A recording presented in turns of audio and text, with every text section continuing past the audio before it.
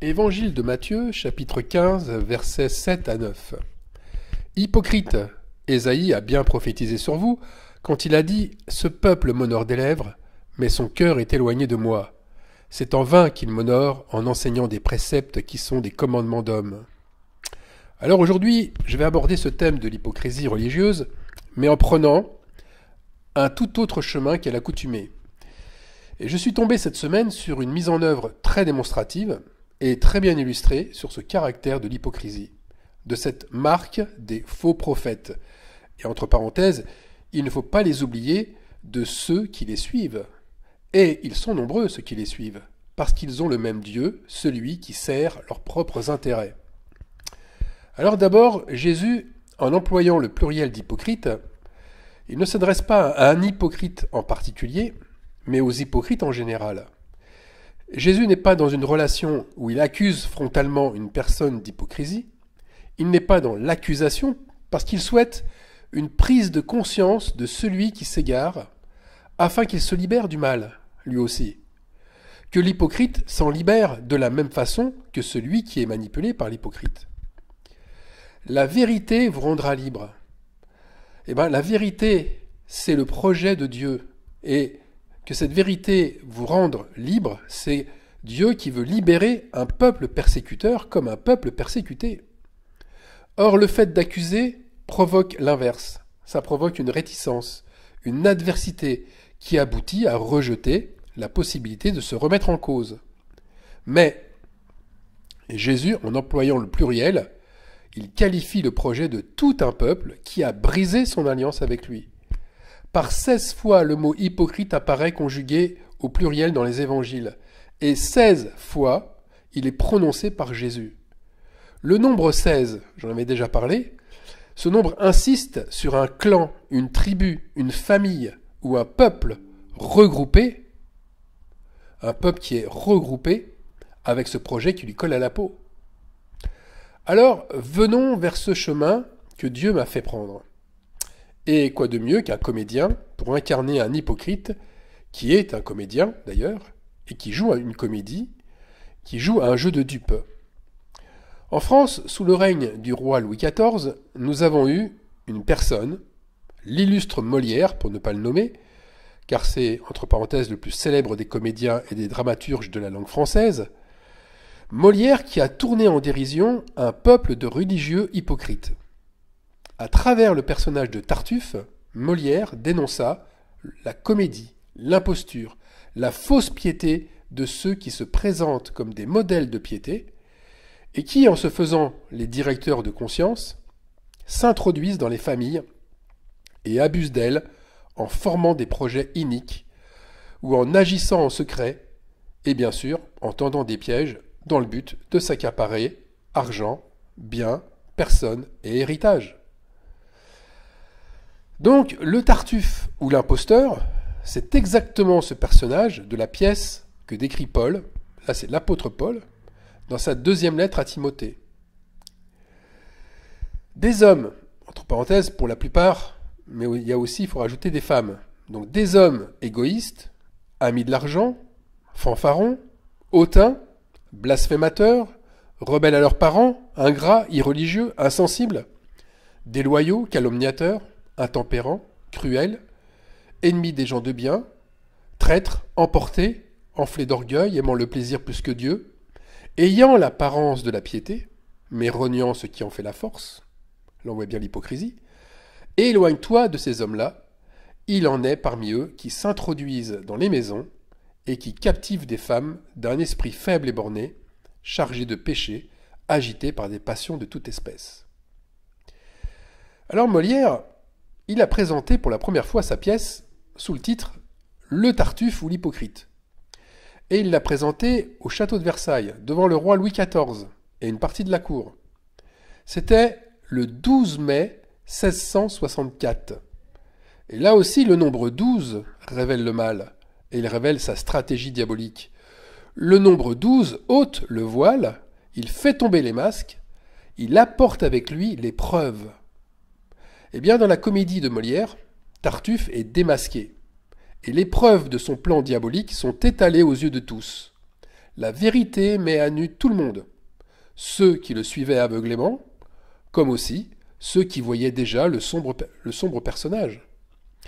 Alors Tartuffe, c'est un nom propre, mais c'est aussi un nom commun utilisé pour signifier un personnage malsain qui, sous couvert de religion, affecte une dévotion et une vertu profonde dans le but de séduire son entourage et d'en tirer profit. Vous voyez, dans cette pièce de théâtre, les rouages d'imposture, comme ceux de la manipulation, sont mis en lumière. On y voit très bien la manigance de Tartuffe. Comment il s'y prend pour séduire son entourage, comment, caché sous son masque de saint homme de Dieu, il en tire tous les profits.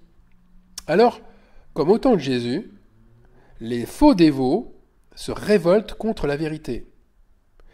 Ils se révoltent contre celui qui veut rendre public leur mauvais dessein. Et ici, eh bien, ils se révoltent contre le comédien, et contre un comédien engagé. Molière sait ce comédien engagé. Et là, bien entendu, contre lui va se déchaîner la censure. C'est-à-dire, c'est contre un homme public qui prend position contre le mal. Molière affiche clairement ses positions anticléricales, non pas pour dénoncer une religion, mais un comportement malsain que tant d'hypocrites religieux manifestent. Toujours avec le Tartuffe, eh bien, il a soulevé le plus gros scandale de la carrière de Molière. Ce ne sont pas les scribes et les pharisiens qui vont être violents à son égard, mais c'est les faux dévots de l'époque, et précisément l'archevêque de Paris, qui ne tergiverse pas. L'archevêque il veut excommunier d'avance les fidèles qui se risqueront à aller voir la pièce. Parce que dans les faits, la religion ne peut souffrir cette ressemblance du vice avec la vertu. Et pourtant, ce mariage inique a été dénoncé avec force par Jésus-Christ. Et tout au long des siècles, ce mariage entre le vice et la vertu, elle n'a fait que révéler catastrophes et désastres en tout genre, dans les familles. Là où la sainteté est élevée, comme un étendard, il se pratique toujours des abominations. La raison, c'est toujours la même. Le religieux hypocrite se sent toujours jugé par les autres, puisque lui-même est jugeur. Et s'il ne peut pas jouer la comédie, eh bien, cet hypocrite va agir avec de la violence verbale, comme aussi avec de la violence physique, parce que c'est sa première arme. Pour preuve encore, face à Molière, le curé de l'église Saint-Barthélemy de Paris fait remettre à Louis XIV un écrit qui présente Molière comme un impie, comme un démon vêtu de chair et habillé en homme, et promis au feu de l'enfer. Et tout ça pour avoir osé tourner en dérision la fonction de directeur de conscience. Et puis certains iront même plus loin, ils iront jusqu'à réclamer le bûcher pour l'auteur. Toujours ces mêmes propos chargés de haine et de condamnation. Mais voilà, Dieu se sert de tout un chacun pour révéler la vérité. Et là aussi, les chrétiens d'aujourd'hui, ils ont tendance à séparer la vertu chrétienne du vice, en attribuant le vice aux païens, à ce peuple non chrétien, ce peuple qui est méprisé, où aucune vérité ne peut sortir de lui. Eh bien, l'histoire, pourtant, elle les fait mentir, puisque l'histoire nous révèle que les écrits de Molière vont se répandre partout, un petit peu à la manière de l'Évangile. Le Tartuffe, il est considéré comme l'un des chefs-d'œuvre de son auteur. Cette œuvre est toujours enseignée dans les lycées aujourd'hui, dans tous les lycées de France et aussi dans certains États francophones. À la Comédie Française, le Tartuffe a été représenté plus de 3000 fois. C'est la pièce la plus jouée du répertoire. Molière a mis sa vie en péril avec ce texte qui affiche ses convictions personnelles sur les problèmes religieux. Sa position est tellement dérangeante pour la caste religieuse de l'époque qui manipulait à la fois la noblesse et la bourgeoisie. La censure a aidé au succès de la pièce. Après la première représentation, pressé par le clergé et par un entourage lui aussi empreint d'hypocrisie, eh bien, le roi Soleil, c'est-à-dire le roi Louis XIV lui-même, a interdit sa diffusion publique.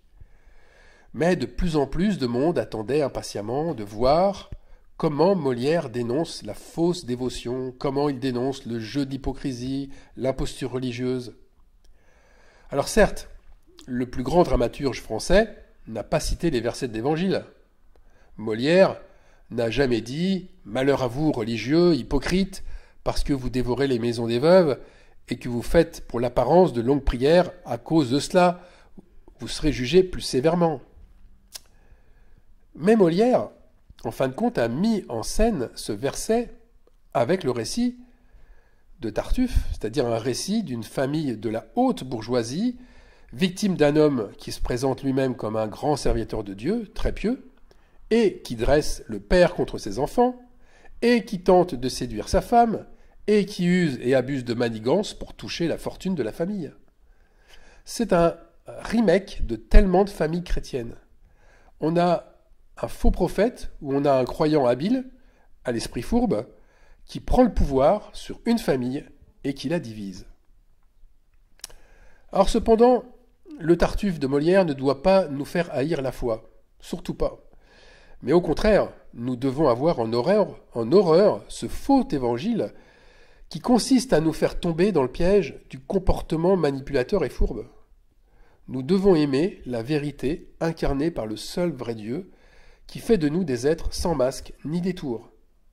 Aimons le Seigneur qui ne cesse de mettre la lumière sur le mal pour que nous nous en séparions. Les excès de piété cachent très souvent un esprit fourbe. Se vanter ou mettre toujours en avant un rite religieux particulier, c'est un voile qui cache des envies charnelles.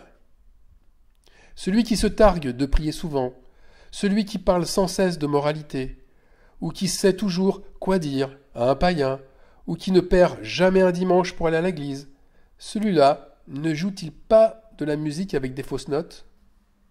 Parce que lorsque le plaisir de dissimuler rentre dans l'âme, le repentir est alors tellement difficile. Par conséquent, loin de se sentir à l'abri face à de tels comportements, nous devons user d'humilité et de clairvoyance sur nous-mêmes. Jésus sait que nous sommes souvent tentés et il nous prévient que l'hypocrite le devient au moment même où il voit dans l'œil de l'autre la paille, alors que la poutre est si visible dans le sien. Voilà ce que dit Jésus. Hypocrite, ôte premièrement la poutre de ton œil, et alors tu verras comment ôter la paille de l'œil de ton frère. Maintenant, je ne suis pas en train de faire de Molière un modèle de foi, ni de dire que Molière était prophète. Loin de là. Loin de là. Certes, il a pris des risques avec cette pièce. Mais 5 ans après sa première version qui a été interdite, d'ailleurs, on ne la trouve plus, elle a complètement disparu, eh bien Molière a réécrit le texte, il est passé de 3 à 5 actes, et pour le rendre acceptable, afin de calmer les furies du clergé, il a aussi agi par flatterie envers le roi, afin que le roi continue à le plébisciter. Est-ce qu'il n'a pas alors, lui aussi, agi en hypocrite?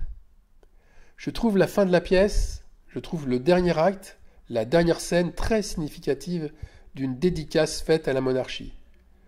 C'est vrai que c'est Louis XIV qui lui redonne l'autorisation de rendre publique sa pièce. Mais Molière aurait pu finir autrement. Il aurait pu finir cet écrit de Tartuffe bien autrement, qu'en valorisant un prince qui vient délivrer le pauvre Argon et sa famille, qui a été chassé de chez lui par le faux dévot. On a là l'éloge du souverain, le souverain défenseur du bien et ennemi de la fraude, qu'aucun imposteur ne peut tromper grâce à son fin discernement. Les compromis de Molière sont évidents. C'est dommage, c'est vraiment dommage que sa flatterie l'amène à placer le roi Louis XIV, ce roi soleil, idolâtre, narcissique et tellement mégalomane, donc à placer ce roi du côté des sages et des défenseurs de la vérité. Mais c'est à ce prix que Molière devra sa survie. Alors, pour en revenir au prophète qu'il n'est pas, lui, Molière, eh bien, un prophète, lui, n'aurait rien changé.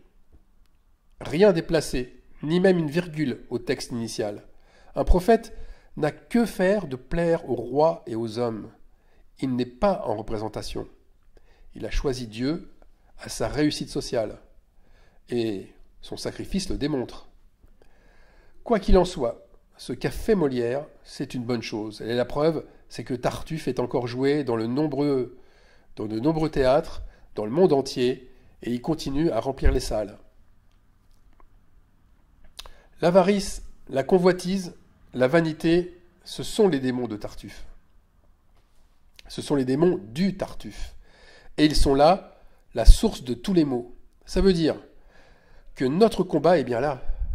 Afficher ses convictions de foi, ce n'est pas afficher sans cesse ses rites religieux, ou afficher sa morale chrétienne, mais c'est afficher un comportement honnête et transparent, lavé de toute hypocrisie. Nous devons avoir une foi engagée, c'est-à-dire que nous devons avoir une conduite où les compromis n'existent pas. Tenir son engagement vis-à-vis de Dieu, c'est refuser de manipuler ou d'être manipulé pour aucune cause, quelle qu'elle soit, même si cette cause est pour le bien. Amen.